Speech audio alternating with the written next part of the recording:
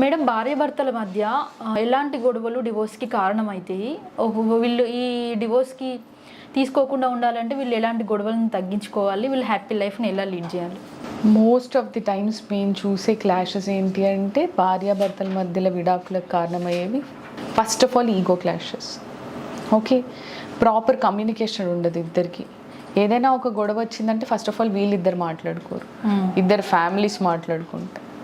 Okay, financial independence ఎక్కువ ఉంటుంది వైఫ్కైనా హస్బెండ్కి. ఇంతకుముందు ఒకరి మీద ఒకరు డిపెండెంట్ ఉండేవాళ్ళు. Not that only men are earning అని, విమెన్ ఎర్నింగ్ అయ్యండి, విమెన్ మీద డిపెండ్ అయ్యే మేల్ పర్సన్స్ కూడా ఉన్నారు, మగవారి మీద డిపెండ్ అయ్యే ఆడవాళ్ళు కూడా ఉన్నారు. Okay, for finance. ఈగో క్లాషెస్తో వచ్చే వాళ్ళు వితిన్ 1 year ఆఫ్ మ్యారేజే వచ్చేస్తూ ఉంటారు డివోర్స్ కావాలి అని. మోస్ట్ ఆఫ్ ది టైమ్స్ అటువంటి వాళ్ళకి కౌన్సిలింగ్ ఇస్తూ ఉంటాం.